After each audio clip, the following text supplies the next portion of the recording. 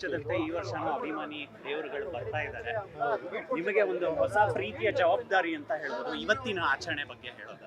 ಇಲ್ಲ, ಖಂಡಿತ ಇದು ಅವ್ರ ದಿನ ಅಂತ ಹೇಳಿದ್ದೀನಲ್ಲ, ಇದು ಅಭಿಮಾನಿಗಳ ದಿನ. ಅವ್ರ ಜೊತೆ ಇವತ್ತು ಫುಲ್ ಡೇ ಕಳಿತೀನಿ ನಾನು.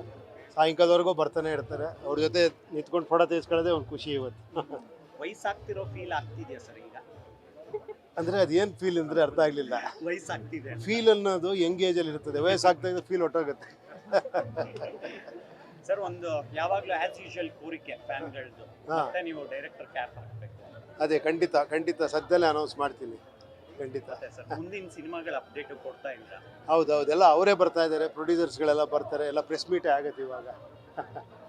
ಸರ್, ಇನ್ನು ಈ ವರ್ಷದ ಇಂಡಸ್ಟ್ರಿ ಡೆವಲಪ್ಮೆಂಟ್ಗಳನ್ನ ನೋಡ್ತಾ ಇದೀವಿ. ಫ್ಯಾನ್ಸ್ಗಳು ಹೇಳ್ತಾ ಇದ್ರು ಉಪ್ಪಿ ಸರ್ ಡೈರೆಕ್ಷನ್ ಮಾಡಿದ್ರೆ ಮತ್ತೆ ಒಂದು ಹೊಸ ಆಯಾಮ ಓಪನ್ ಆಗುತ್ತೆ ಅಂತ.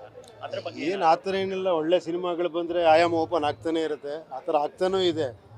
ಒಳ್ಳೆ ಸಿನಿಮಾಗಳು ಬರ್ತಾನೆ ಇರುತ್ತೆ. ಒಳ್ಳೆ ಸಿನಿಮಾನ ಯಾವತ್ತೂ ಜನ ಕೈ ಬಿಡಲ್ಲ, ಇದು ನೋಡ್ತಾನೆ ಇರ್ತಾರೆ. ಪ್ರಿಯಾಂಕಾ ಮೇಡಮ್ ಕೊಟ್ಟಿರೋ ಗಿಫ್ಟ್ ಬರ್ತಾ ಇದ್ದಾರೆ ಇವಾಗ, ಅವ್ರನ್ನೇ ಕೇಳಿ. Thank you. ಇಂಟ್ರೆಸ್ಟಿಂಗ್ ಮತ್ತು ಇನ್ಫಾರ್ಮೇಟಿವ್ ವಿಡಿಯೋಗಳನ್ನು ಮಿಸ್ ಮಾಡ್ಕೋಬೇಡಿ. ಈಗಲೇ ಸಬ್ಸ್ಕ್ರೈಬ್ ಮಾಡಿ.